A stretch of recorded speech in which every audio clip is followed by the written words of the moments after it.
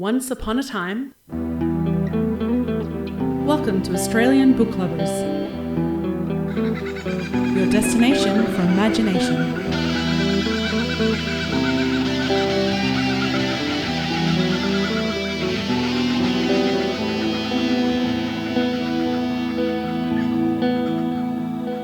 Australian Book Lovers acknowledges First Nations peoples and recognises their continuous connection to country, community and to culture. We pay our respects to elders past, present and emerging, and honour the sharing of traditional stories passed down through generations. We're committed to a safe and inclusive welcome for authors and readers of all cultures and backgrounds, including people of LGBTQIA+ communities and their families.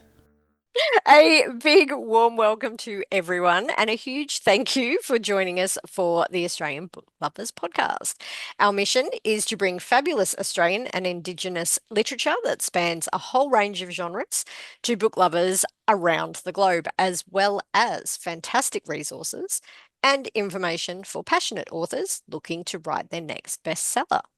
I'm Laurie Bell, science fiction and fantasy author, blogger, reader, reviewer. I do flash fiction. It's just a mishmash of everything, really. And coming to you today from Wurundjeri Wurrung country. Brilliant. And I'm Veronica Strachan, aka VE Patton, founder and co-host, coming to you also from the lovely Wurrung country, and author of science fiction, fantasy, memoir, picture books. And I did just share with Laurie a fabulous, fabulous shot of two children going to school in Book Week dressed as Chickabella. That is the best picture ever.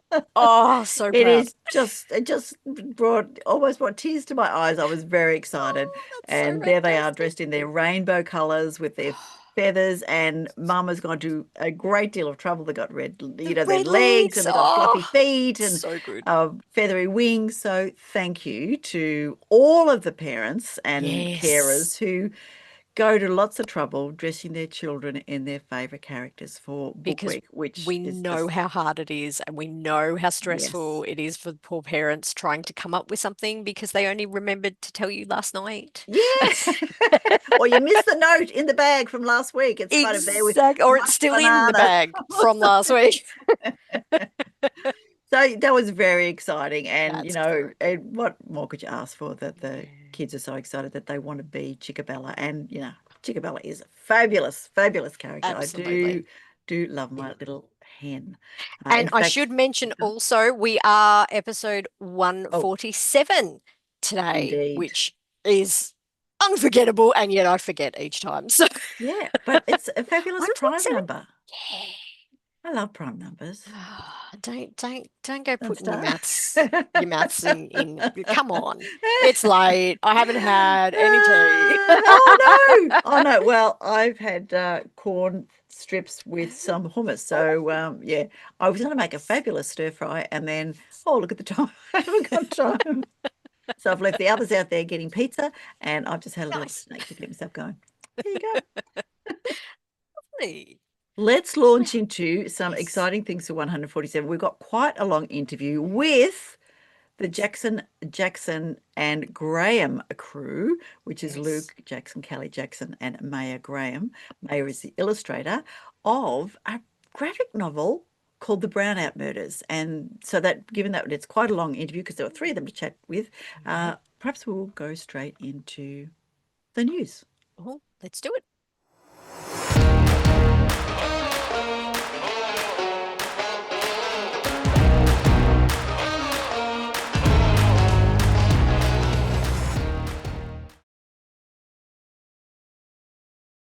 I have some interesting news. So the World Kid Lit Reading Challenge Award has been announced it's a new award for schools to promote international and inclusive reading.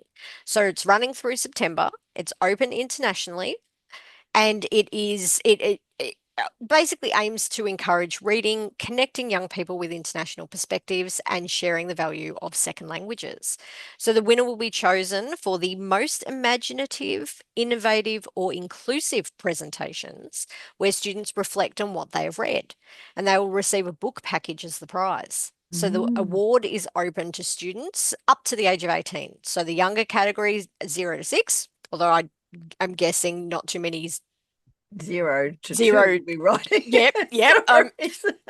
I'm thinking maybe book-wise. Anyway, Yeah. the middle category 7 to 12s, and the older category 13s to 18s. So more information is available on the World Kid Lit website. But that sounds absolutely fantastic. And I was reading quite a bit this week about the fact that a lot of reading in adults, they've done some surveys, and it has dropped again of Mm. adults reading for pleasure. Oh, So this sort of award, these sorts of reading challenges, I think anything that encourages reading with anyone really, then it is well worth it because reading is so foundational to learning. And anyway, I could get up on my yeah. soapbox, but I won't. So my other bit of news that I have is the Indigenous Literacy Foundation has announced Strength in Our Stories for Now and Future Generations as the 2025 Indigenous Literacy Day theme. So they're using Gringe Det Katang Croc, which is the Grinch the K Town Croc, written and illustrated by students from Catherine High School in the Northern Territory as the ILD 2025 book. So running on the 3rd of September, ILD is a celebration of First Nations stories, cultures and languages. So the event is streaming through the ILF film and travelling through 3 Aboriginal communities to learn about the diverse ways storytelling makes their communities strong.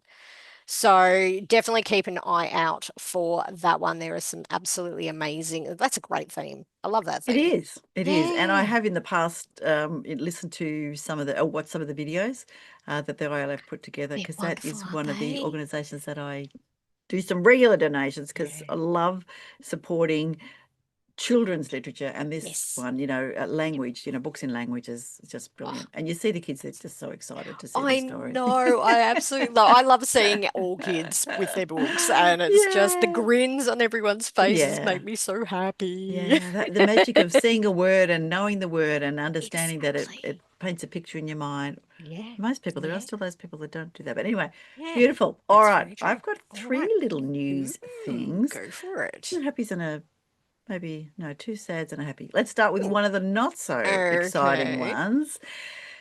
The ASA Mm. has put a story together. It's a 2-minute read, but really worth having a look. They are deeply concerned about a code of conduct provided to authors presenting at the Bendigo Writers Festival, just days before the festival was due to commence. Yeah. What they've done is suggest that mandates on avoiding topics that could be considered divisive, restrictions on presenters sharing social media content that could harm the festival's reputation or cause public concern, and a requirement for La Trobe Presents panellists who are participating in non-university activities to comply with highly selective speech guidelines. And presenters were also required to adhere to the City of Greater Bendigo's policies and procedures, which total 99 documents. And doing that only a couple of days before.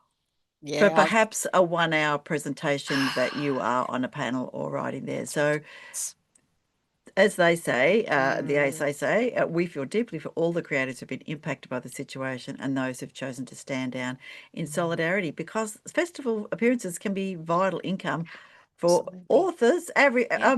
creators who earn on average $18,200 per Yeah. annum, which is, And yeah, those festivals, yeah. that they are a great source of Particularly for regional networking. writers and, Oh, and readers. absolutely. So yeah, that So that it's is a little bit sad. disappointing.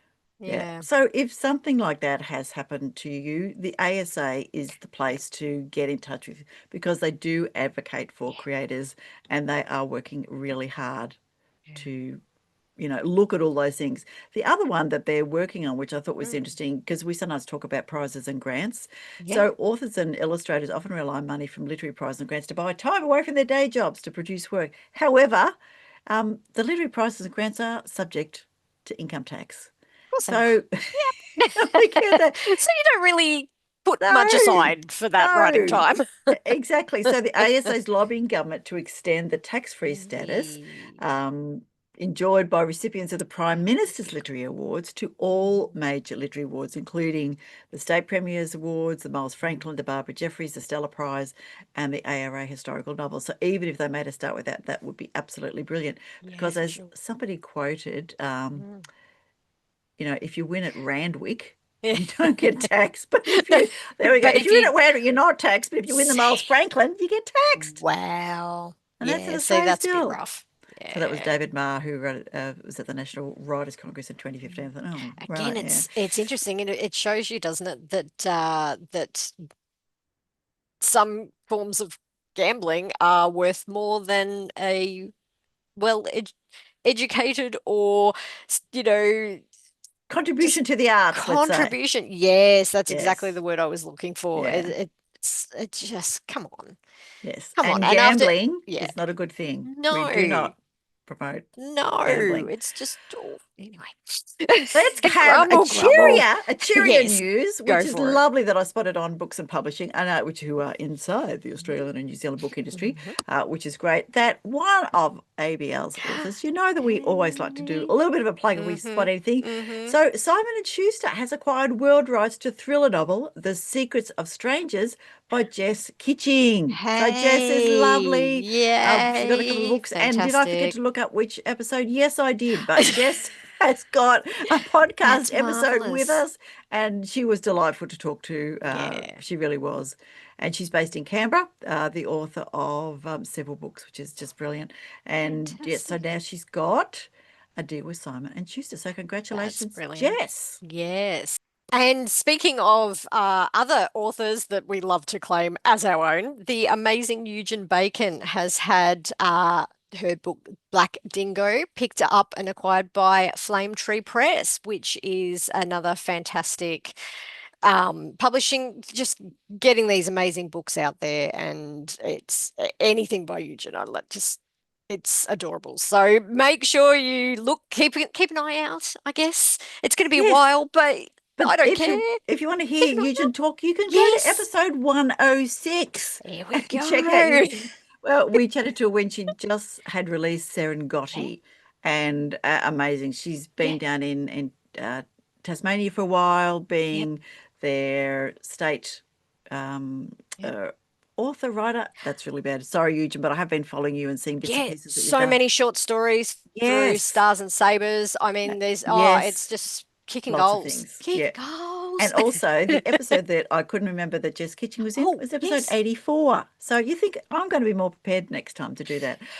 Okay, I let's don't think we could have a list running of all of the no. episodes that we've had because come on. 147 is a lot to remember. And Yeah. that we had so many lovely authors chat to us, which is brilliant about their work. Time for book spotlights.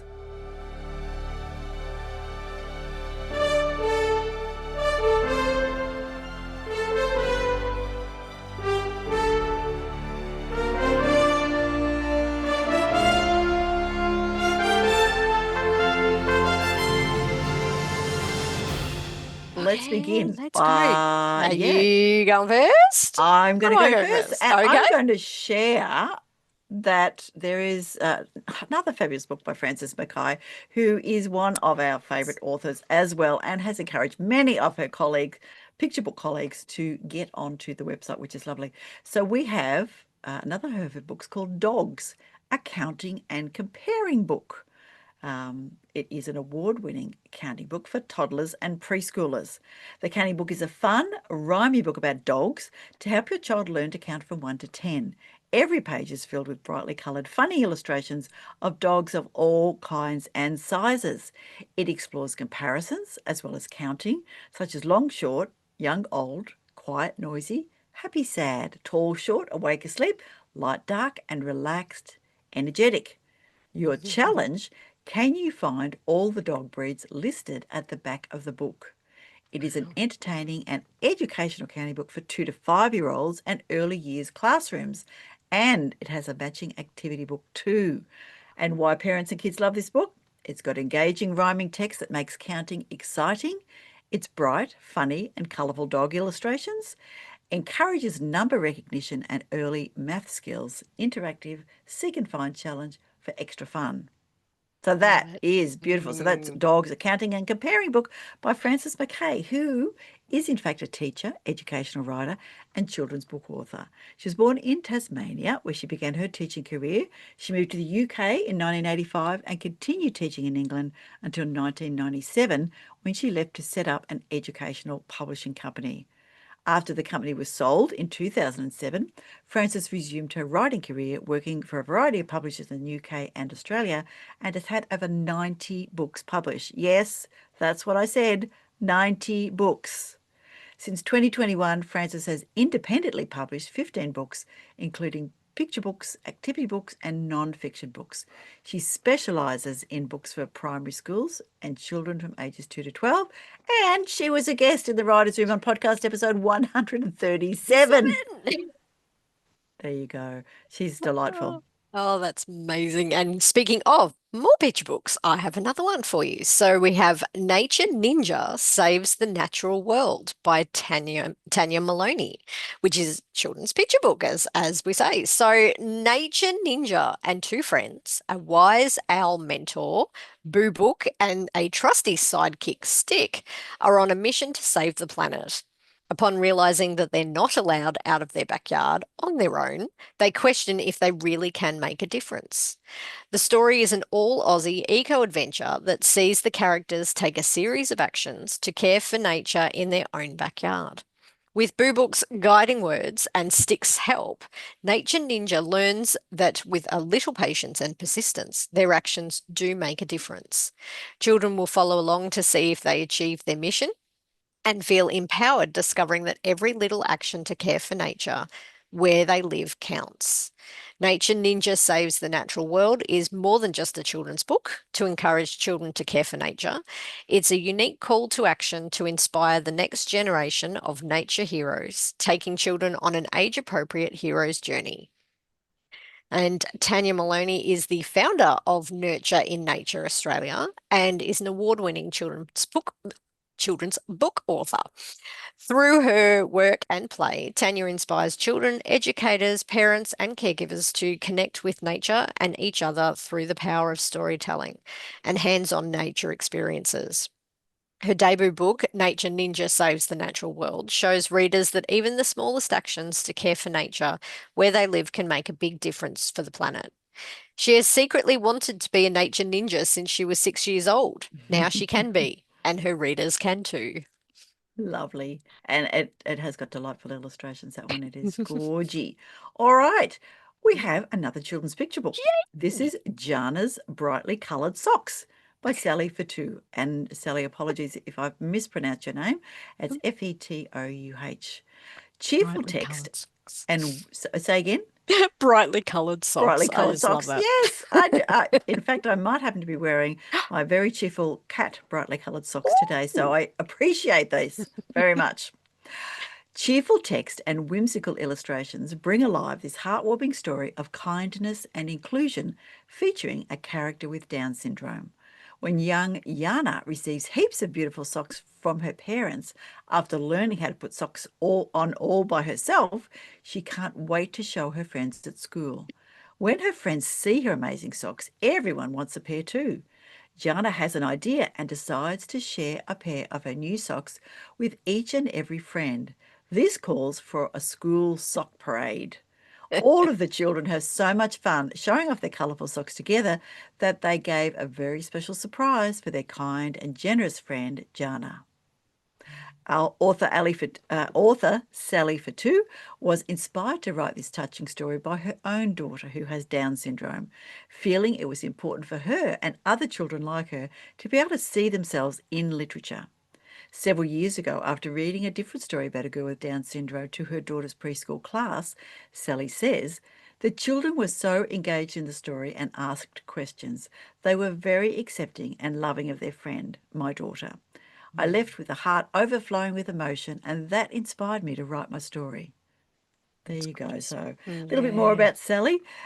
Writing is very much a part of who author Sally Fetouh is as a human being. As a child, writing was a way for her to express herself and all of the stories and ideas she had in her head. Now, as an adult, she's been inspired to write a beautiful story of kindness and friendship, Jana's Brightly Coloured Socks, a heartwarming picture book story loosely based on her daughter who has Down syndrome. The idea came to Sally when she visited her daughter's preschool to read a story about a girl with Down syndrome, and the loving, accepting, and inquisitive responses from her daughter's classmates inspire to write this story reflecting these caring friendships.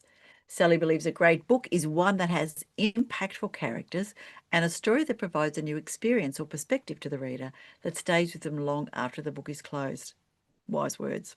She Mm. hopes that her young readers with disabilities or those who are different in some way will be able to relate to the main character and see a little bit of themselves, while also aiming for other readers to gain insight into the world of Down syndrome and the importance and impact of kindness and friendship. When she isn't writing thought-provoking children's books, Sally works as a lawyer, a photographer, and a Pilates instructor. Talk about a full plate there. Very good, Sally. She enjoys being in nature, hiking, and horse riding. She lives with her family in Sydney. Jana's Brightly Coloured Socks is her debut picture book. And our next book, which is another children's picture book, is A Day on the Brine by Susea Spray. With the wind in her hair and the salt tickling her nose, a captain heads out for the day on the brine. She is hungry, throwing out her fishing line and waits. From sundown to sunset, the captain discovers a world where albatross soar and whales play, an ecosystem at play in the ocean's endless blue. Like the tide, there is an ebb and flow to life out on the brine, and Emma Stewart's stunning illustrations bring to life this magical rhyming tale. Set on the west coast of Australia, if you have a fascination with boats, sea life, and the ocean, you'll love this award-winning sequel to A Big Blue Boat. So we have a retired classroom teacher who majored in English and children's literature. So Susea spent 23 years making literacy learning fun for her students, her young students. Susea has always written in one form or another. A decade ago, she and her husband commenced on an around the world sailing odyssey. As she documented the sailing journey, notes and ideas for children's picture books were taking form. Today, Susea shares her love of language, sailing, and sea with young and old through the eyes of a big blue boat and a young girl, her captain. Susea's first book, A Big Blue Boat, was released in March in 2022. Based on her adventures, the book fills the niche market of realistic sailing stories for young children, particularly girls. In between writing and sailing, Susea also loves to research, cook, photograph, and go for long walks. And isn't Excellent. that interesting? There's another teacher who Yes. wanted to write books, and that Yes. actually comes up in your interview. So It does.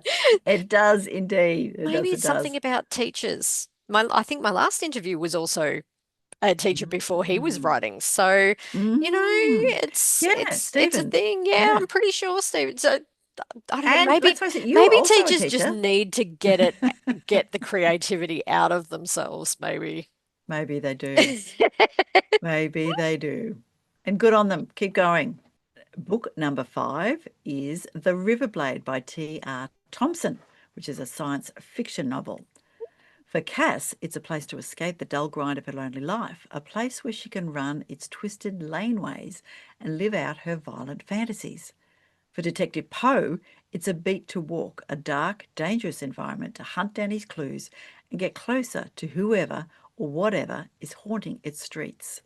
For Adlai, sitting drunk in a bar on the border between the river and the real world, it's a place to watch his creation transform from a theatre of heroism into, hopefully, something more vital. While these 3 stories intertwine throughout the novel, one thread pulls them together.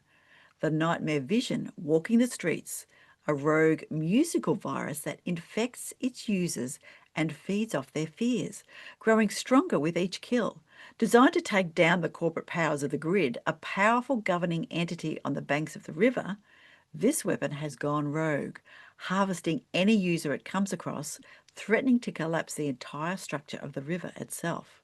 Facing this threat, each character is altered, entangled with others looking for something real to hold on to in a world of technology and fantasy. Oh, it's a little bit Wow. close to some of our fears coming real. So let me just mention that Yes. Tom, who is in fact T.R. Thompson, is an Australian speculative fiction writer. He lives in Belgrave on the outskirts of Melbourne with his wife and two young sons. When not writing or reading, he spends too much time gaming and taking long, meandering walks through the forest that always seem to end up at a tavern. There you go. I can see that he's writing what he knows. Well done, Tom. Wonderful. Oh, well, our last book is a historical, actually. The War Within Me by Tracy Ryan. If I held my whole kingdom in one hand and my son in the other, I would toss them both to the bottom of the sea before I would let them impede me. 16th century princess Jeanne d'Albret is twice royal. Her uncle is king of France, her father king of Navarre. She is small, she is often ill, yet she won't allow that to define her. As a child, she is carried to the altar at the French king's command. But she and her mother have a secret plan to get their own way. Soon a new king is on the French throne. When a second arranged marriage is forced on her, Jeanne is surprised by bliss. She can't stop talking or thinking about Antoine, the first prince of the blood. She throws her whole self into their life together, even when the battlefield parts them. Fiery and stubborn, wherever she goes, Jeanne is reminded of her famous poet mother, protector of reformers, who could not break with the Catholic Church despite her attraction to the new religious ideas. Jeanne resolves to go further and let nothing stop her. But what will this mean for her precious marriage? As a civil war breaks out, the war of religion, and Jeanne commits to the Huguenots, will her adored husband take the same path? How can she fend off the Pope, the Guises, and the wily and evasive Queen Mother of France, Catherine de' Medici, while struggling for her son's rights and future? Tracy Ryan's second novel in the Queens of Navarre trilogy is a story of both flesh and spirit, of passion and obsession, and their often devastating consequences for the self and others. So let me tell you a little bit about Tracy Ryan. She was born in Western Australia and grew up there as a part of a large family. She has taught literature, creative writing, and film at various universities in Australia and in England, and worked as a bookseller, editor, and translator. Her poetry has won many awards. Her most recent collection is Rose Interior, which is through Giramondo in 2022.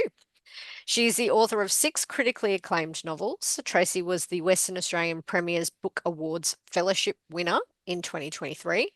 Tracy speaks German, French, and Italian, as well as English, and I bet she will have pronounced all those words far better than me. And we'll just say, with Australian as our first language, we're a bit crap at doing that. But yeah, we do our best. The War Within Me is the second in a series of 3 novels focused on the Queens of Navarre. The Queen's Apprenticeship, the first novel, was published in Australia in 2023 by Transit Lounge. You just don't know what appeals. We've got I so remember many one of our amazing authors, I ones. think it might have been Jess Kitching actually, who we had in the news. And one of the European countries, might even have been Denmark or something like that, just loved her stories, and she went over and spoke at a writer's festival. I'm pretty sure it was Jess Kitching. If it I was think somebody you're else, my apologies. Ring me up or send me an email, and I'll correct it in the next episode. And apologies to any and all of our Oh, authors when I pronounce things terribly because I have a very Aussie accent and I really do count me struggle. in. Count me in. Indeed, indeed, indeed. All Do right, try. that We is try. Book Spotlights. Yes. Now it Yay. is time for Finally. fun for It's a our it's a go on. fantastic interview. I really enjoy this one. There's a lot of people in the room. I don't envy you. You did a brilliant job. They did well. So let's Yeah. then jump on to listen to the Birth of the Brownout Murders by Luke Jackson, Kelly Jackson and Maya Graham.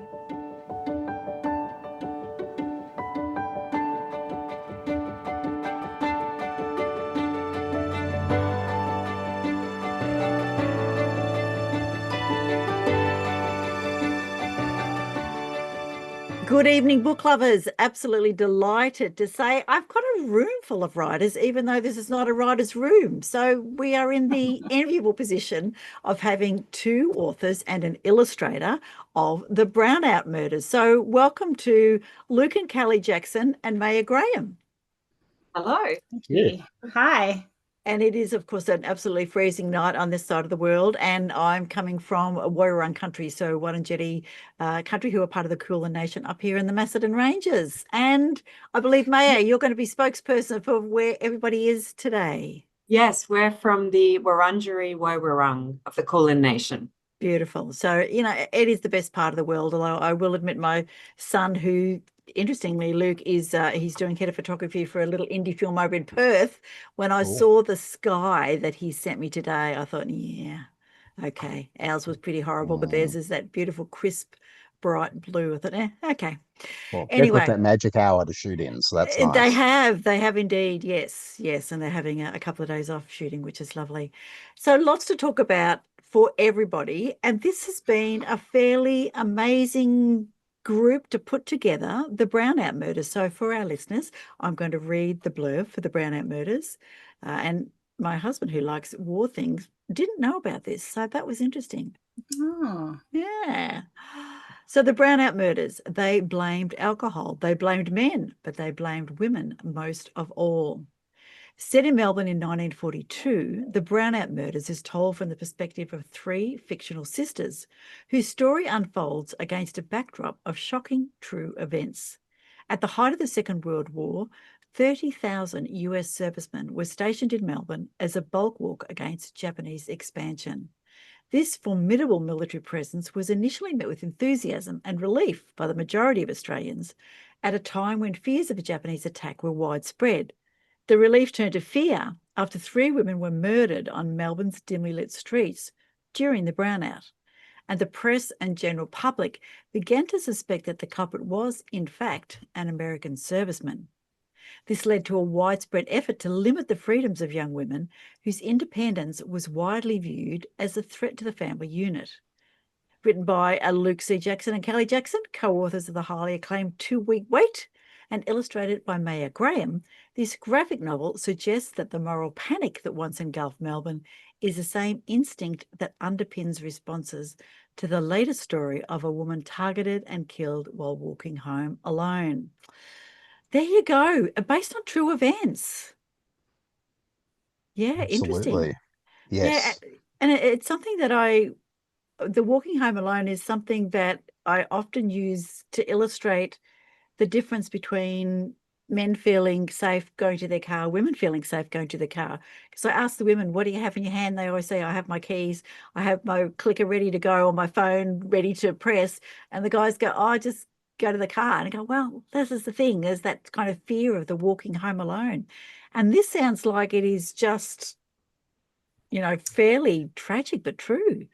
Kelly. yeah. I think it really taps into that fear that unfortunately women still carry, Yeah, so yeah. even though a significant amount of time has passed from this, I think the illustrations of May's really captures the sort of dark streets and, the fear and the tragedy, as you say, of these women not being safe in their hometown, of Melbourne. Yeah, at a time when the world was feeling unsafe with all of the, Yeah. the war going on. Okay, I'm going to tell people a little bit about our fabulous authors. So, Kelly, you are a teacher and educational writer, a graduate of the University of Melbourne with a major in art history. You are the co-author of both the Brownout Murders and 2 Week Wait, which I was having a little browse through everybody's website in my preparation, and that is the 2 Week Wait for some IVF. So we can talk more about that later. So Maya, we're going to do ladies first, Luke. I'm sorry. Maya, you are an experienced artist and educator and the sole illustrator and letterer for the Brownout Murders.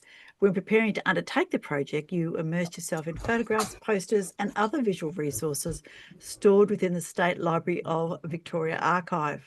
As such, your art style for the graphic novel reflects a deep understanding of Australian art and culture in the 1940s. And Luke, finally, last but definitely not least, Dr. Luke C. Jackson is an author, teacher and researcher based in Melbourne, Australia, a writer of novels, screenplays, games and graphic novels, including the Brownout Murders and 2 Week Wait, both of which have been released by Scribe Publications.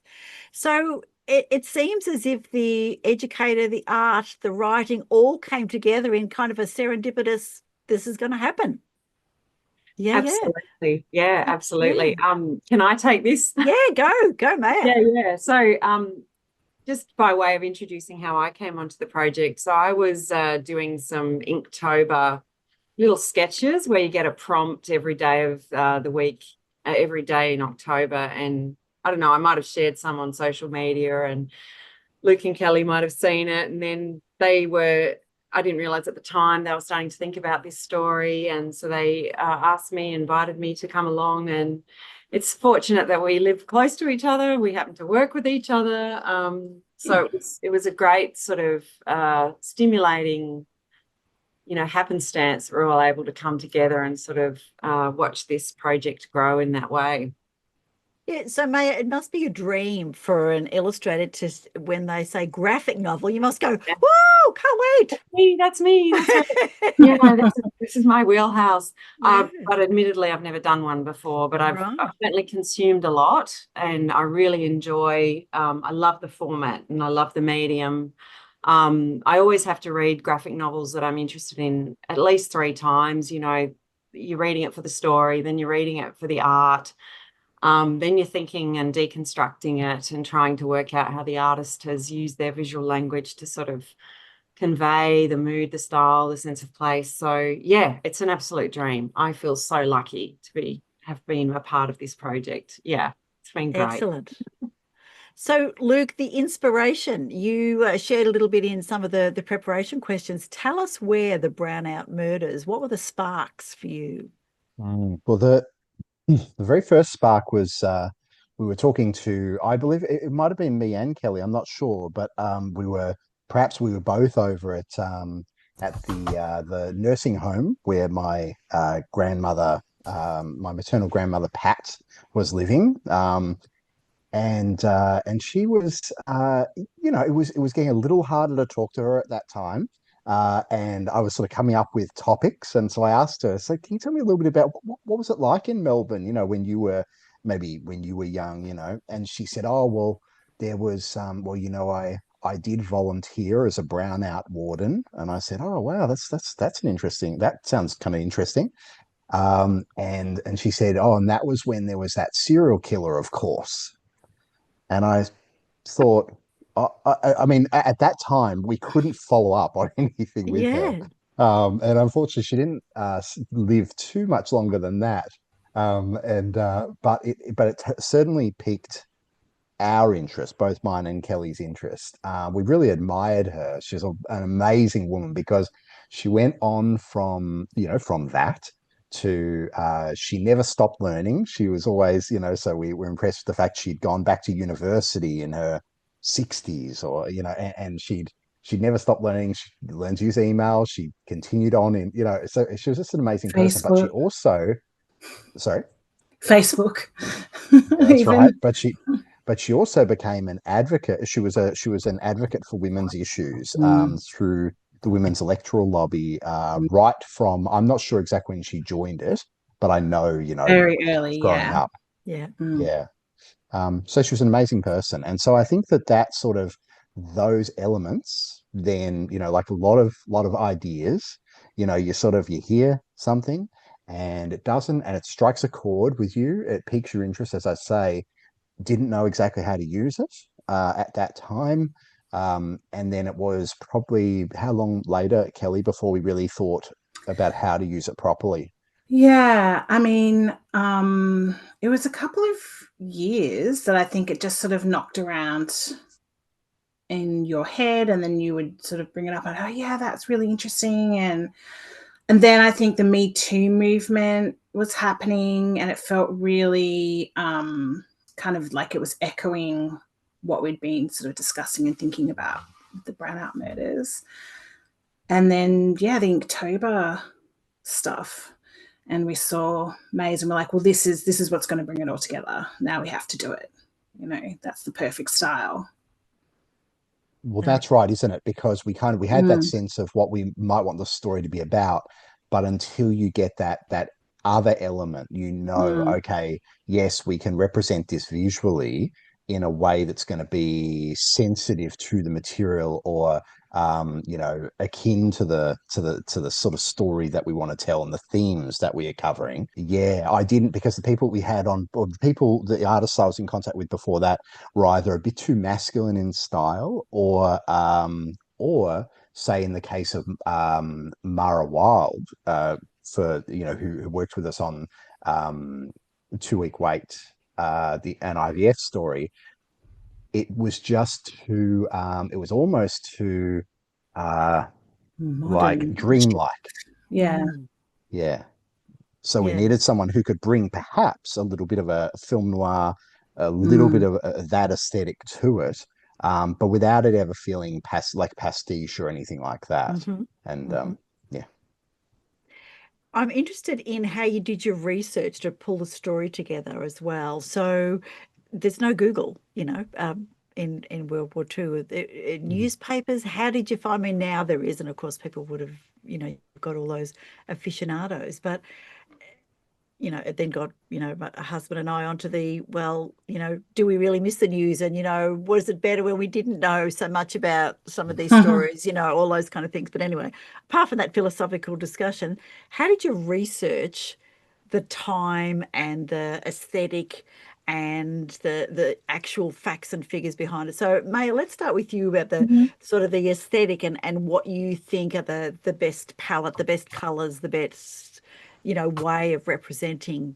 Yeah, I mean, absolutely. I'm already a sort of a lover of that era. Ironically, it was the way it's represented often it's quite drab. It was a very drab time.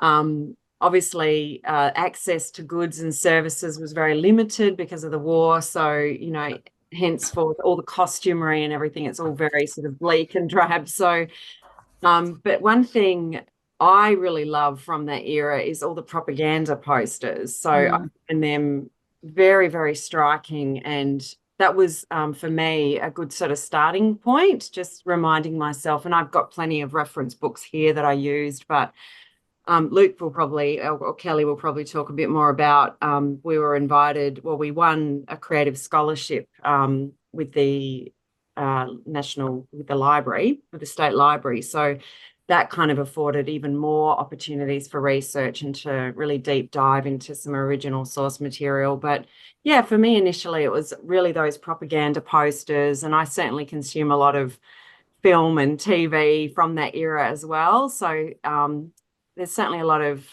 it's still an era that is so popular for telling stories. Any streaming service, you'll find something from that era. So it was sort of easy in a way, but to give it that sort of Australian edge, I wanted to look certainly at, I was looking at Angry Penguins and even Joy Hester and all of those artists from the Heidelberg School, and sort of that found its way into it as well. And then there's all the illustrations from that era are absolutely gorgeous. There's a charm to them, which I find really interesting visually, the way that is offset against the incredible horror of war. And yet, you've got these beautiful washed out watercolors and things in those propaganda posters. And yeah, I just find that sort of fascinating. So that was sort of my starting point for a lot of the research. And then there's always, as I got into the story and I needed actual references, well then, Melbourne's got incredible architecture around. Just walking around, I was getting a lot of inspiration from just existing sort of places that we visited. And we, because of where the story's set, I was able to visit all of those places and look at them firsthand and do that sort of primary research, which was you know, again, it was a gift to be able to do that and to be able to indulge in that and take that time to really enjoy it. Lovely. All right, Luke and Kelly, who's going to give me the research for the story? Tell me about researching the serial killer. You want to take that, Kelly? Yeah, I mean, I think it was a combination of Luke and I. So once we had the creative fellowship at the State Library, I had a really fun, joyful time of doing the classic microfiche, of all the newspapers from that time. Pushing it and just forward when you nailing need to push it back and all those Yeah, kind it was really fun. I felt like I was in a American, detective show or something. So that's sort of how we really made sure we had the right dates and the right streets and the details of what the women were wearing, those sorts of things. So that sort of came from actual accounts of the day in the documentation that was available at the State Library. And as May said, Luke and I also did, go to the actual locations where each woman was found. And then we really looked at making sure we wanted to get the period right. So we did research on things like the right tram class for that era so that May could draw the correct tram, because there's always going to be people who know that stuff. Oh, yes. Historical fiction readers are the worst. They will pick you up on a petticoat.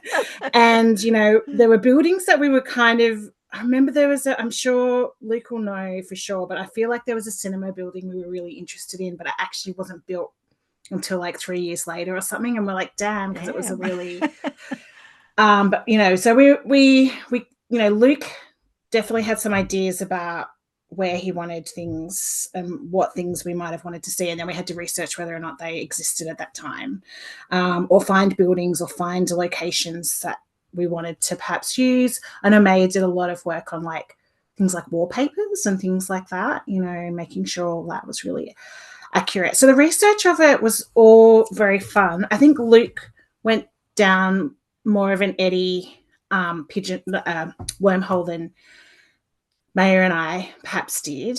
And then there was things like, Band of Brothers, that TV show. There was the Australian series, The Pacific, I think it was called. And they had like the first episode was basically the exact same period. And that whole episode was really interesting in terms of how they represented Melbourne at that time as well, and had the soldiers there. And I think that kind of really inspired us as well about how the soldiers would look and things like that. I can see Luke's ready to take the reins. Ready to jump in. No, I was just for people who do want to follow up on it, I was just saying it's actually The Pacific, episode 3. Okay. Episode 3, yeah. So they can check that out, and it's an entire episode that's set in Melbourne. And I mean, one interesting thing about it is, there are locations that they could just, could film on location for parts of that. If you're in Carlton and places like that, it's fairly similar, in some parts of Carlton, but then other parts they had to recreate, and this is fairly early in the sort of the CG era. They were recreating, huge amounts of Melbourne to be able to show what it would actually have been like. And so it's really ambitious, and you would never, at that time, you would never have got an Australian production that would have had the budget to do it. But you had Steven Spielberg and Tom Hanks, coming in and then using, and then they were able to create it. We were able to create this incredible thing. The nice thing with something like a graphic novel, of course, is you don't need a budget to do it. You just, if you want to depict something, then it really does come down to the depth of that research and just making sure you have those. It's really about creative choices more than we just didn't have those budgetary limitations that a film crew would have if they wanted to film it. Time. Yes. Yeah, that's right. So that was our whole budget. She was your budget. Fair enough. She was our budget.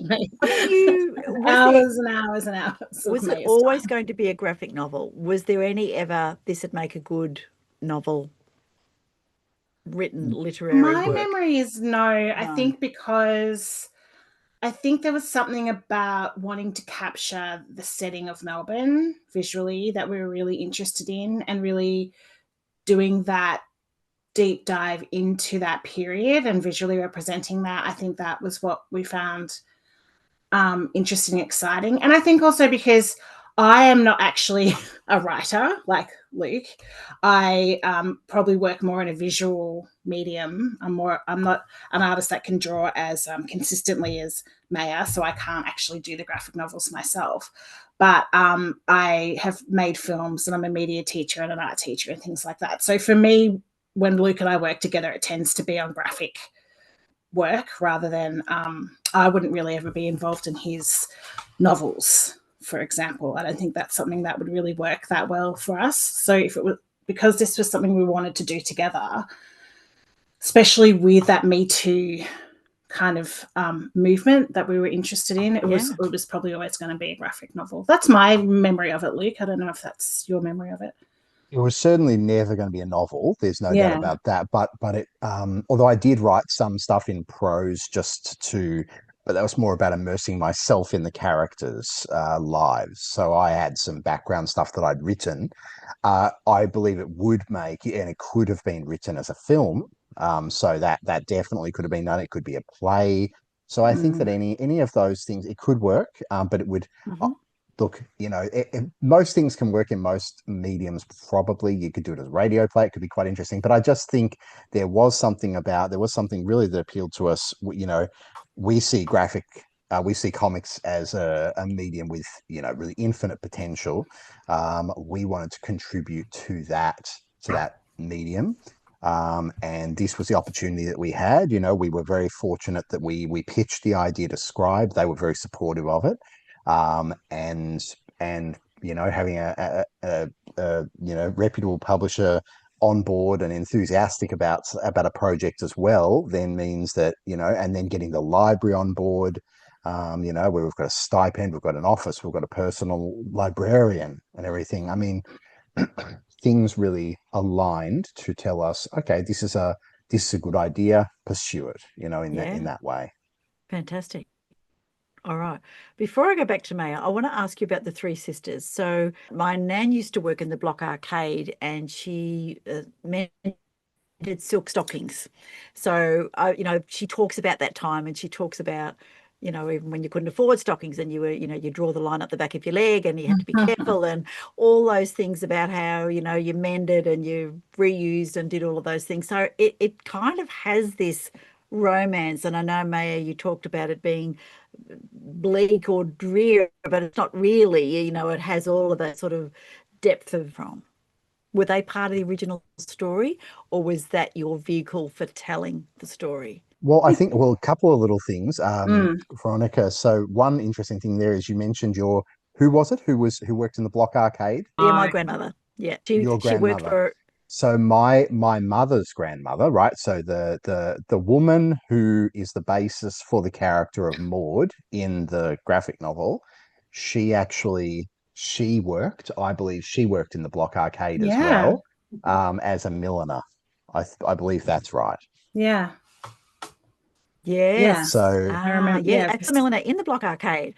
Yes, and that's where I got my veil from for my wedding. Can you believe it? Because my mum did as well. Oh wow! There you go. Yes, and there's the Hopetoun tea rooms, and but it is still beautiful to go in there and sit and have a cup of tea and just think what it would have been like. Yeah, certainly is. Well, Kelly, you can probably say who they're based on. Yeah, so sort of like we have a tendency to be inspired by real life, but then sort of fictionalize it. So we did that with To Equate as well. It's sort of us, but it's also not us.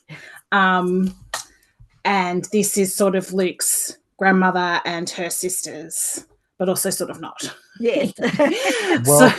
Funnily enough, so she actually only had one sister. So in fact, it's so if you say that Beatrice, the protagonist, is or our primary protagonist really, is based loosely on my grandmother Pat. I believe Beatrice is her second name. I think that's how we It's did her it. middle I seem name, to yeah. remember So we that's used the correct. middle Yeah. names. We did that in 2-week wait as well. That's right. That's right. And then the her older sister in the book is based upon her sister, my nana's sister Joan. Joan. And there are some definite real life connections there. In terms of, although there's quite a bit of fictionalization. And then funnily enough, I actually based the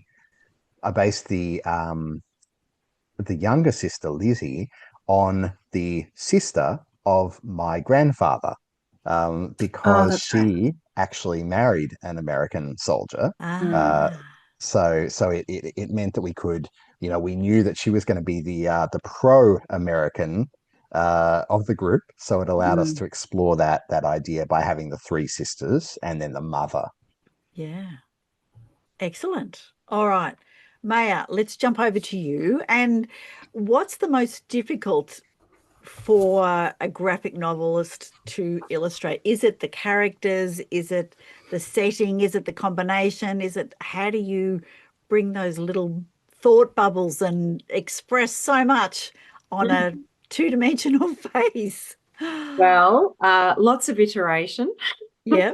lots of versions. So I think the way I sort of approached it was when I was handed the script, well, the story, but it was presented. I mean, Luke and Kelly provided a lot of detail. So not only was the story written, but the instructions almost like a little guidance manual so that I could really get a sense of what was going to happen in each scene.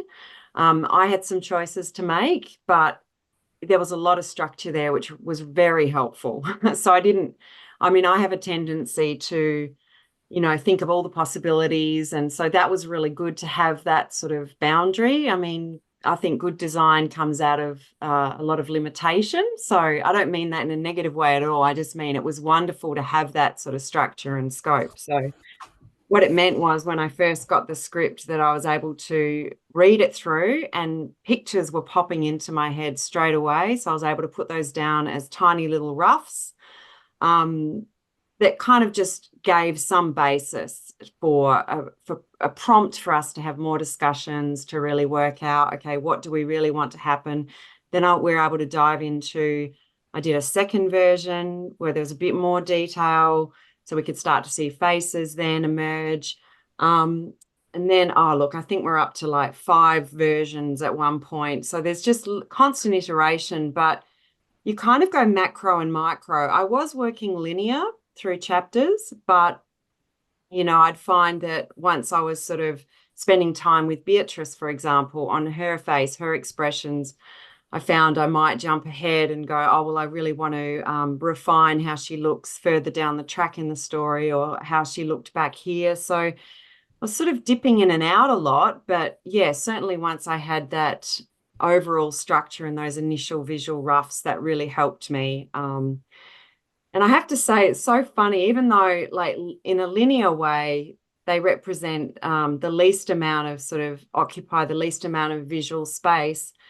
It was so much fun at the very end, filling in the space with just the random people in Melbourne. Like, it's so funny because I'd spent so much time with these characters and they still live with me now. I still sort of see them and I see flashes of them in people, places that I go to. But yeah, all these sort of little random people that were popping up as the sort of extras in the background, Fantastic. and drawing those. That was great. This is good. Now, you've been an artist for a long time. When did you first admit that you were, in fact, an Oh, artist? Tell me that. well, there are 2 forms of that. I think the first one is the title you give to yourself in secret. So I would have Yes. done that when I was probably 6, like I'm an artist. Excellent. Yeah. And then there's the official one that you give yourself once you've locked yourself into a pathway at university. So the second official title, yeah, in my early 20s. Yeah, was there. Very good. Yeah. All right. And Luke, you've responded to this question as well. When did you first admit that you were a writer? That was pretty early on. Yeah, it was. So I think the first time I officially admitted that it was something I wanted to do was when I was sitting in a large auditorium of a school I absolutely hated, feeling completely alone, surrounded by 300 other boys. Mm-hmm. And our guest speaker, John Marsden, said, Yep. who here wants to be an author? And I put up my hand, and I was the only person. Oh, So that was my first. I guess that was the first time, really. But and I yes. suppose that you spend a while sort of legitimizing that in your own mind, I suppose, and giving yourself permission. Um, and eventually, I mean, once you get a novel published, well, it's pretty hard for people to argue with it. So I was about 25 when that happened. Yeah, very good. And what about you, Kelly? Oh, I don't think I've given myself a title yet. I think I'm 2 still. books under your belt. I think you're so, Oh, yeah. I mean, Right I feel like I'm a sort of Jane of all trades. I sort of kind of do a lot of different things. I don't find I stick with any one thing in particular. I guess teacher is probably my what my real kind of full label is. But otherwise, I would say kind of, a crafter or an artist is probably where I place myself most strongly. And then, in terms of these books, it's more like when Luke and I kind of have a joint vision together, it becomes, that's when I tap in perhaps to more to what I've learnt from him over the years. So, I saw Luke writing I probably met him when he was 19. We did the same class, and he read an excerpt from his book that he was writing at the time, which was a vampire novel, which has never been published. But I remember really liking it, and everyone else was a bit down on it because, they were very artsy, and a vampire novel was a little bit schlock. But I was a bit of a schlock chick. So, and then a little while later when we had the opportunity to hang out, I was like, oh, yeah, you're the dude that read that vampire thing. That was really great. So, and we've been together basically since then. So I've seen him write so much, and he's discussed it with me. And so it's more like, I guess, the osmosis of his writing means that I can join in on these sort of more artistic projects.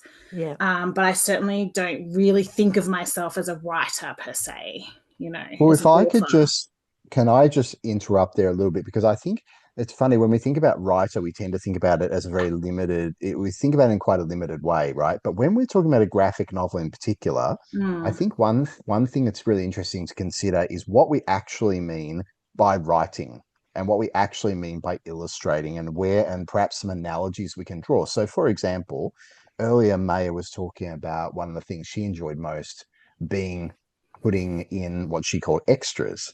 Right now, that's a film term, right? And I actually think that if you think about it as akin to a film, that can be quite helpful, right? So I think that the writing of graphic novel, at least in the way that we do it, whereas Maya says, we're saying this page in our vision of it, right, which can always change in collaboration with the artist, but in the way we envisage it, this page would have 5 panels, and there'd be a close up here, and there's a mid shot here, and there's a wide shot here. And so we're actually thinking very much like cinematographers, like directors. And then Maya ends up thinking, you might say, as a sort of a co-cinematographer and as a production designer and as an actor, because what she's doing is she's taking the direction of the acting. And in fact, Maya, I believe that you even had situations where you were looking at yourself in a mirror and things like that to try and get the right expression, right? Yeah. So you're literally acting it out. I was performing the story. Absolutely. Yeah. Yeah. And so in that particular case, Kelly, I suppose what you were doing is, even if it's not writing dialogue, for example, there are other roles that are encompassed, say, on a film set, that you were then fulfilling, from research through to a more editorial role, and things like that. Definitely. I mean, I think definitely something like a screenplay and directing and those sorts of things, as a media teacher and having made short films and things like that in the past, that's something I am more comfortable with. And so when we are doing these things, it is probably more akin to that than it is to writing a novel. I guess when I think of authors or writing, I think of a novel, and that just would be very daunting to me. But the idea of writing a script and storyboarding and those sorts of things, which is kind of what writing a graphic novel is when I can sort of jump in and we can work together on that. And it's a very visual medium. But I leave the novel writing to Luke. Okay. All right, let's just dive back into your favourite books as a child, because it's interesting what the influences are. So, Maya, what did you read or look at as a child? Oh, I vividly remember, still to this day, Robert O'Brien's The Silver Crown. So I got that when I was 9. The protagonist was 10 or just turning 10. So all those similarities. She lived in a fairly ordinary suburban environment. I was living in a new subdivision that we'd just moved to as a family. And then it started off very ordinary. She gets this silver crown, and then, whoa, everything just sort of changes in her life. And then it turns into this hero's quest, dystopian sort of tones.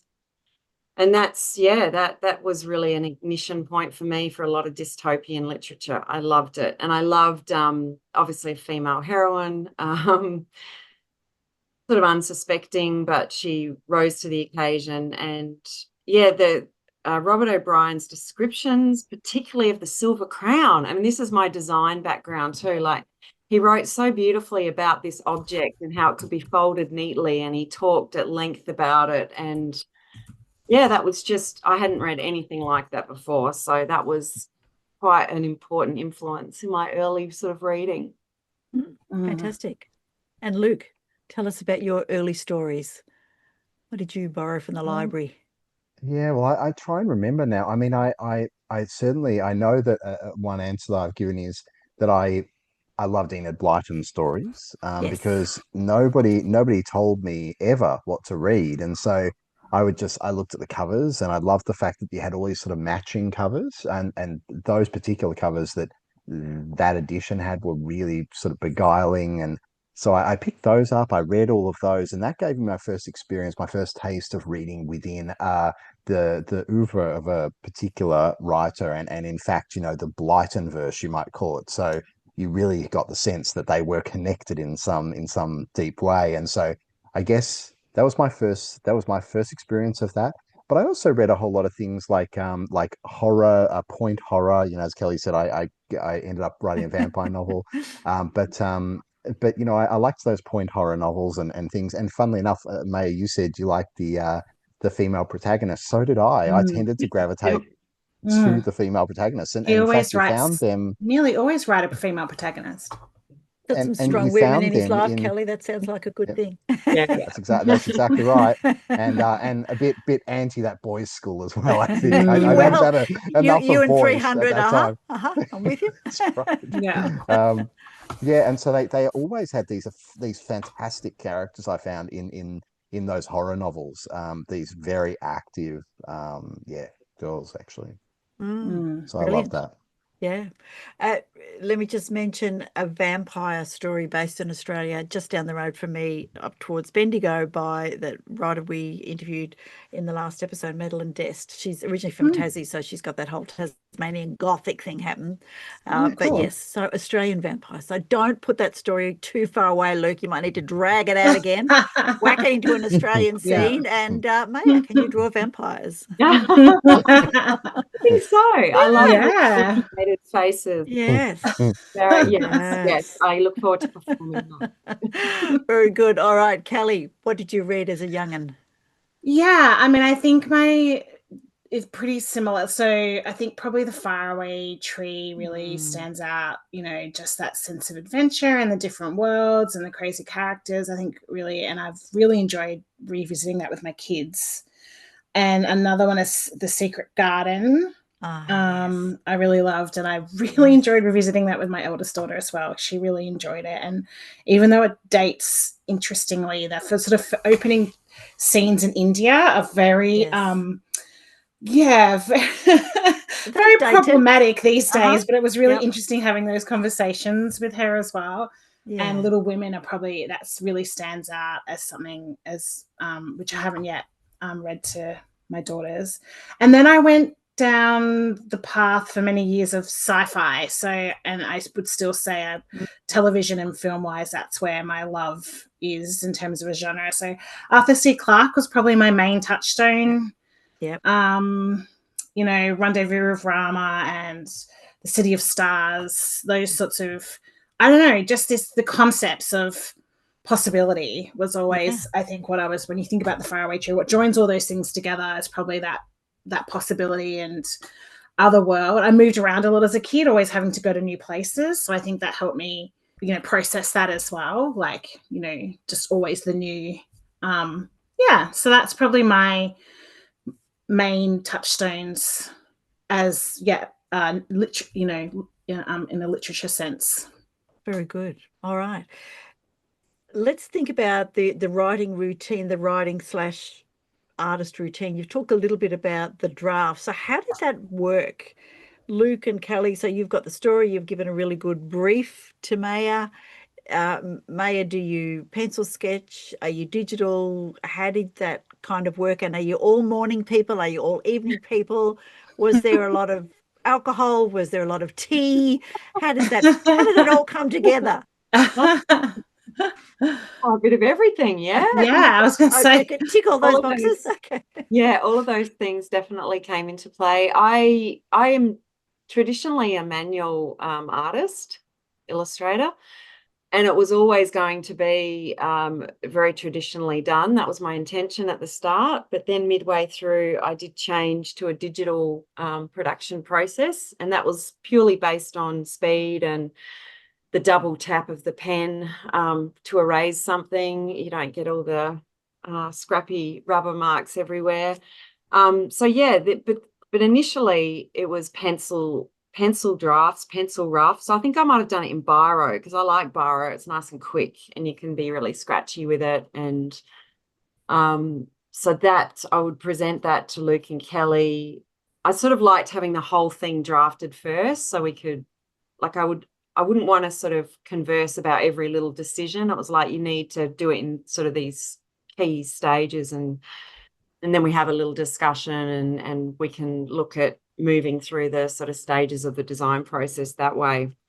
Yeah, we sort of worked, like once we'd done, like we came together for those sort of steps, but there was a lot of time also alone, kind of working through things and getting it right first. And I know I certainly spent some time at the State Library in the office that Luke spoke about before that we had, which also helped me because it was spooky working there after hours with sort of 24-hour access.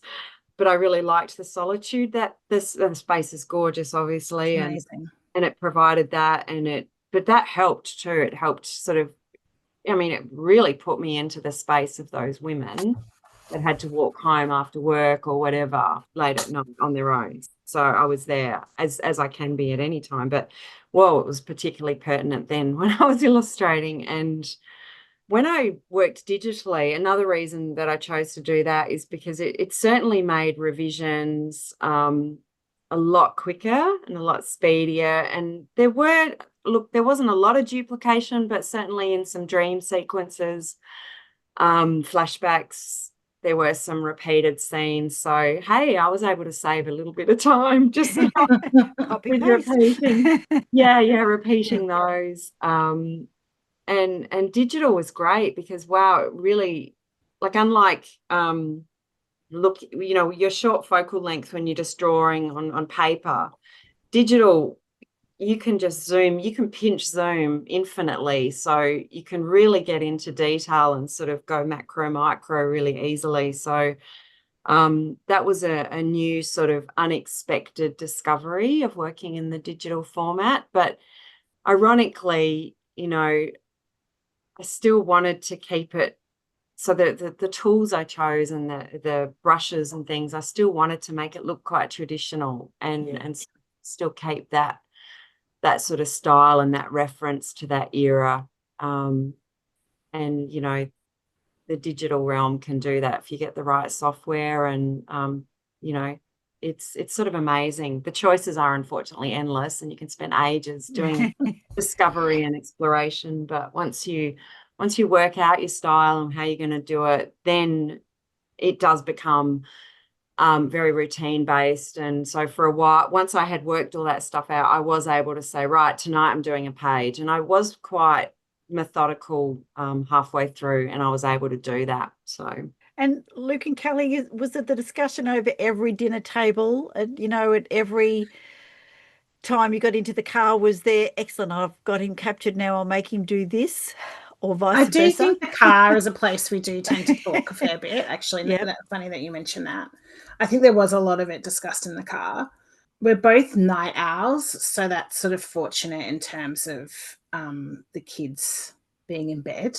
Yes. And being able to discuss and have a look at what Maya had done and sent through and discuss that. And then Luke would usually relay that to Maya. And Luke's has this way of working anyway, where he just manages to grab snippets of time whenever. So he's not a writer who's like, I must have an entire day to do something. So that kind of, I guess, just works in terms of a couple and kids with kids. So he can do a lot in 10 minutes. Yeah.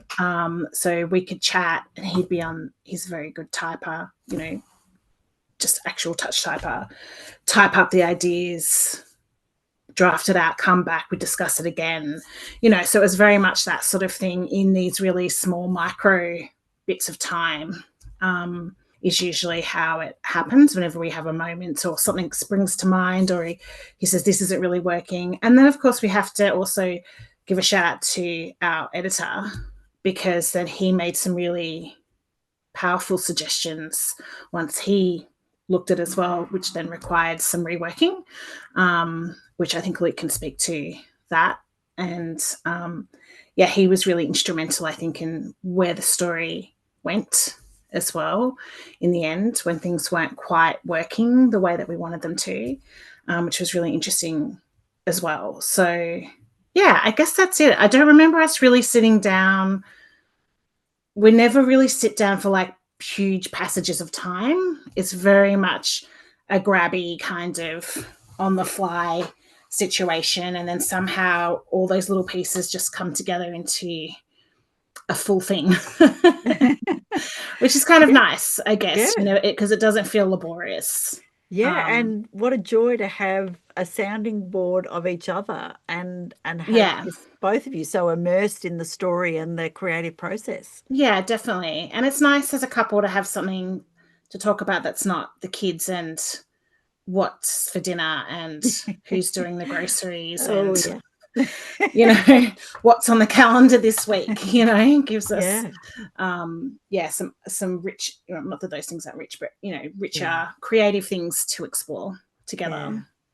Yeah, fantastic. Luke. So in terms of so Kelly mentioned our terrific editor, that's David Golding, and he was the editor on 2 Week Wait and the Brownout Murders, and a big supporter of ours, a big advocate, and just a really nice guy. He's moved on from Scribe now onto what I'm sure will be a terrific new job, and but he did say that one of the absolute best memories he has of working at Scribe was the day that we all came in and we read through the entire book together, the four of us. Going through every single page and saying, okay, I think she actually looks a bit too, I don't think we quite got her expression right in that moment, right? I think that she might be more upset or less upset or, whatever it was, right? So there's that visual aspect, or I think that line is now redundant, because that's, of course, a big thing when you're doing, when you're writing, you write a script for a graphic novel. You have these ideas of, you're projecting, you're visualizing, as I said before, this is what I think the image will look like, and then this is what the lines would probably be. But the interesting thing is, of course, that sometimes if the art is more, say, explicit than you anticipated, that original dialogue, if you were to keep it, would end up being on the nose, because it's so self-evident. Right. And so, in fact, if Maya has managed to capture a particular expression, we might just eliminate the dialogue altogether, because suddenly now we want people to look at that expression and to use their own, inference, their powers of inference to work out what it is that person is feeling at that moment, and not tell them. So that's kind of cool. I was going to say, there was definitely a lot of tea drunk throughout the process. Oh yeah, coffee and tea, and nighttime. Oh, and in the car between basketball games and things like that. That's right. But there is one little key, because I know people are always on any show about writing, or any writers festival. People they want to get a sense of, okay, but how can I do some of that? I want to do some of that. So the one thing I would say is that I think Kelly's absolutely right, that for me, writing is, I can write in sort of snatches of time, right? But there's one reason why I can do it, right? Which is the entire thing is planned. Right? If it wasn't planned, That's true. I couldn't do it, because I wouldn't know whether that moment was going to just be, it's like I'd end up throwing away a whole lot of stuff. And actually, when I was 19 and I actually started writing that book when I was 17, and I kept working on it until I was about 23. And then I got a contract for actually writing some novels, and I wrote those. But it's sort of like everything I ever learned about telling stories, I learned from that one book, in a sense, because I kept reworking it, and I reworked it. I wrote it, and I reworked it and everything without a plan. So I was doing it entirely instinctively. Fun process, but very, very long. Yes. And ever since then, I've probably worked as more like a professional writer would, who is under contract. That's the way I work. I started working when I was 24 or so, and then I wrote 4 novels in 2 years. And ever since then, it's like I've known how to do that. I've known I could do it. And so I've then planned out every single thing. So now that you mention it, that's probably the gift those Jacaranda books gave you, was they were 6 months apiece that you had to do them in. And so you had to do that tight, and then ever since then, definitely, we had the shape of it before we, diving into the writing of it. You've mentioned, all of you at one stage, the importance of one of the messages being violence against women. Not that that's a good message, but the fact that it is a part of history, but still a part of today. Tell me how you think the graphic novel that you've created aids or illustrates, no pun intended, that message for readers. I know that in our minds we had Jill, what was her? Jill Ma, and Eurydice, Dixon, who were both assaulted and killed in Melbourne. And I feel like Eurydice Dixon, particularly in a similar setting to especially the third victim of Eddie Leonsky. And so for us, I think there was almost a direct comparison, unfortunately, between what happened to those women and what happened to women that really recently in our lives that was, really hit Melbourne hard. And so, and then, with the Me Too movement, sort of looking at, women still trying to, so essentially these women were moving in male spaces. The main characters are trying to work. They're outside of the home. The women who are assaulted are, divorcees or single mothers and things like that. And they're moving in what is a more masculine world, and that made it more dangerous for them. And that's still happening to women in the workplace. And we saw that with the Hollywood Me Too movement. So for us, it really felt resonant, the story. And so I think having the settings really evoked those particular assaults for us, you sort of echoed those. And then, I think definitely the final moment when Beatrice is a grandmother and sort of, interacting with her granddaughters, really brought it all together for us, saying, this is something that we're still grappling with, it's still important, that women still have to be mindful of, unfortunately, and that when women are assaulted, it still is something where it's like, what did you do wrong? But it's not something that we were like, let's hit people over the head with it. It's like, that's something that was meant to be a feeling, and that they would ponder and think about, and especially that last moment of like, what have we seen? What have we experienced? What are your daughters going to experience? What are your granddaughters going to experience and see? And how much longer do we want this to go on for? We wanted that there, but in a subtle way. It's still, it was still also a novel with a story and those sorts of things. Yeah. Is that how we feel, Maya and Luke? Yeah. I mean, I was just going to say, Luke and I remember having that discussion about podcasts and why, and true crime podcasts, and why, Luke, you probably have better memory of the statistics, but why women are such a huge audience of true crime podcasts. And in some ways, I suppose it's because they want to learn, they want to understand the psychology behind it, and at a very base level, what can they do differently to protect themselves? Because ultimately, as we started this podcast, we walk around still, are we carrying keys in our hands to feel safe when we're walking alone at night? So I suppose sometimes true crime podcasts and consuming that sort of literature for women does provide some of those insights in what they could do differently, or how they could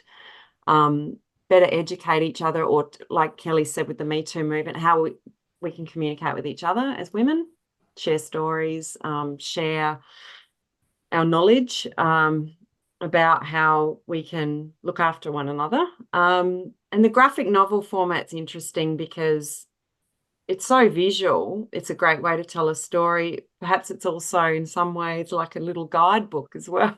That's another way to look at it. It's, very striking, and it does give that sort of potential, which I think is quite interesting. Where is the best place to find all of you fabulous artistic people online? Well, for me, it's just my website. So Yep. LukeCJackson.com. Excellent. Which then links to places like Instagram where people can check out various things. Beautiful. And Maya?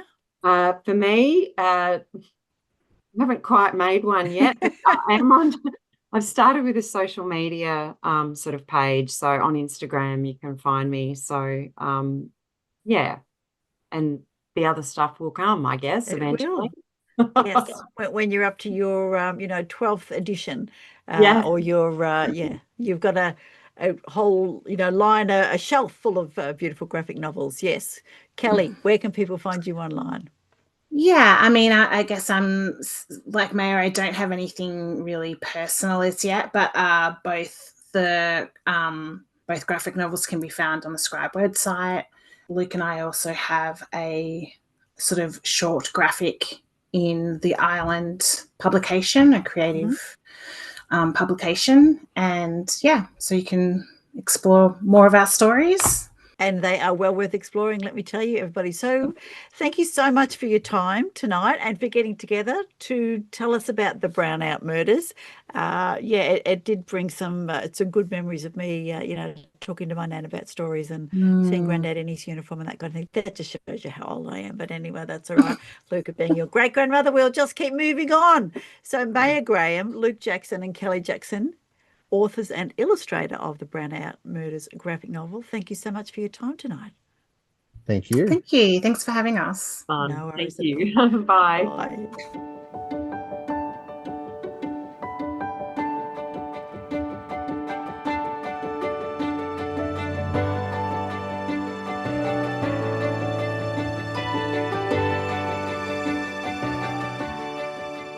Thank you to Luke, Kelly and Maya for sharing so much about the Brownout Murders. And as you know, there's a number of similarities with the Three Sisters Yeah. and my nan mending stockings and a few other bits and pieces, some And of which it I might was have cut out of the interview. it But there was you go. blowing my mind because I go past the Royal Arcade all the time, and then you Yes. brought that up, and I'm like, oh my God. So Yeah. yeah, It being a is city goer. lovely. Steps back into Yeah. kind of, the early Yeah. years of Victoria and the Yeah. beautiful old buildings. Yeah. Yeah, A friend of mine used to absolutely. live up Mm. in East Melbourne, and she used to walk down to Spencer Street where I worked with her, but and often would change streets that she walked in. But she Mhm. said she would walk and look on the other side of the road at the tops of the buildings, so above the Yes. shop fronts, and see all the history and the ornateness and all of those kind of things. So yeah, Yeah. it was lovely. Yep. So yes, I definitely now feel that. Mm. one thing I thought I would share Mm. is there's a little bit of information on what a graphic novel actually is, and I've got Mm. this from Colovision Printing, but that All you right. can look, and this was kind of 5 frequently asked questions. But a graphic novel, also display text, and let me start that again. A graphic novel is descriptive text and dialogue, the same way as comics, by using captions and speech bubbles, as well as the illustrations. That said, some graphic novels forego the use of text altogether and rely solely on images. And why is it? What's the difference between a graphic novel and a comic book? I ask you, Laurie. Do you know? Well, I actually wouldn't know because I would view them very similar in the sense that Yes. it's still reading, it's using your brain, and it's visually interpreting the text and or imagery, I would There you imagine. go. Well, this is Am I true. right? You close. You can say whatever you like. I'm just telling you what these people think. The Yeah. difference to a casual observer is that a graphic novel is not just a thick comic book. Though graphic novels and comic books both use the illustration-based format, there are distinct differences. For starters, graphic novels are self-contained. This means they offer a complete Yeah, standalone okay. story from beginning to end within one book. And by contrast, the majority of comic books are traditionally, part of a series, and they have sort of an ongoing thread, etc. They also mentioned that given that graphic novels are printed as a complete stories rather than serialized, that tends to be more complex. And really, most graphic novels, I think, are denser than comic books, but they are adult-based rather than children's based, For children. although there could be a little bit of both. Yeah. I haven't read that many graphic novels. One I did read was The Umbrella Academy Oh by yes, that that's was one of my just great. Yeah, favorites. and it was I it's loved listening good. to them talking about producing the text as a script, that it's not writing like writing a book, it's writing a script and Yeah. then visually interpreting it like you would as a producer, so as a director, so with camera angles and with close-ups, and then getting to the point of, as you were just saying there, cutting out the dialogue because then the picture has told the story and you Yeah. don't need that dialogue there. Yeah. So Really that was interesting process. really interesting to listen Yeah. to, and really interesting to listen to also from the point of view of it just being such a visual medium, but the way that they put it to just I mean, it's a murder mystery. That's not where my brain would go for No. a graphic novel. No. So it's so fascinating that Yeah. they've Based brought on in a that true murder story. mystery. Yeah. Yeah. So Yeah. absolutely brilliant. I am very intrigued. Very Indeed. So if intrigued. any of those little Yes. points trigger your interest, jump onto the website and then click on the Brownout Murders and go and get yourself a Yeah. copy. Yeah. I think that's one that you would want to get in print rather than Yeah. as an ebook. Yes. Because I don't think definitely the graphic novels I've read, you want the paper in front of you. Yeah. Yeah. That's at least how I've always Yeah. want the Yeah. touchy. And I'm just amazed at the dynamism of graphic novels with a fabulous illustrator, which obviously Maya Yes. is. Yeah, they're just fantastic. Yeah. The picture tells 1,000 words, isn't it? That's it. It. All Absolutely. right. What is Alrighty. next, Laurie? Next, I think, are quotes. Quotes? Oh, well, I had a quote, given that we were talking about murders Mhm. and just Murders. It put me in mind of obviously I have a tendency to go sci-fi with this, but it's still fitting. So N.K. Jemisin, who is one of my favorite We love authors, her. has said, we can never be gods after all, but we can become something less than human with frightening ease. And I think that's very true. And you see it played out a lot in social media at the moment.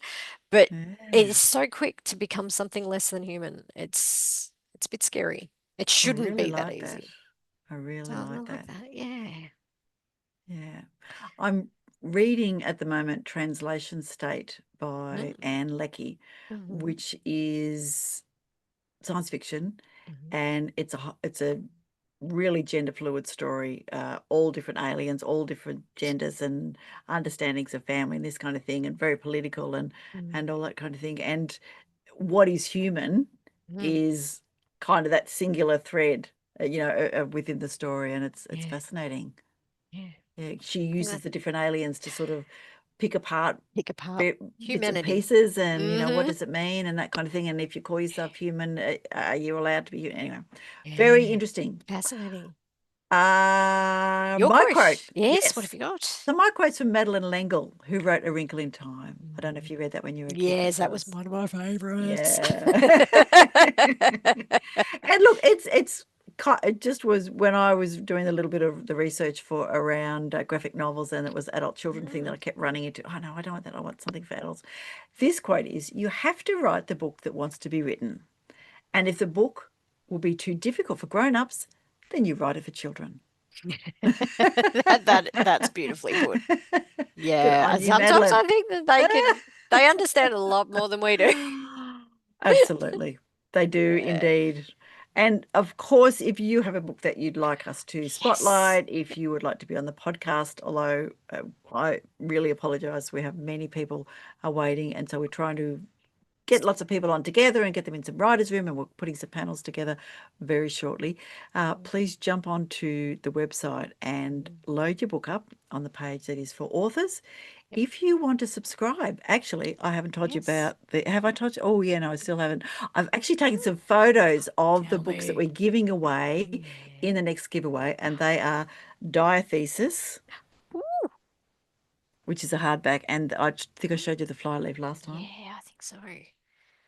Minoan Footsteps, and Tracy Ryan's book that we just spotlighted, which is lovely. Perfect. The War Yes. Within Me, and Andrea Barton's A Killer Amongst Friends. So those are the books in the newsletter that I am going to put together this weekend. Did you notice my definite and yes, I picked that up. Yeah. Yep. I might not put it out until next week, but I am going to put it together this weekend because and I'm going to load those pictures on social media. And if people want to join, jump on. Yes, and if you want me to mangle your names of characters, please pop your books in for our website and as giveaways. Yes. It's the joy of my life.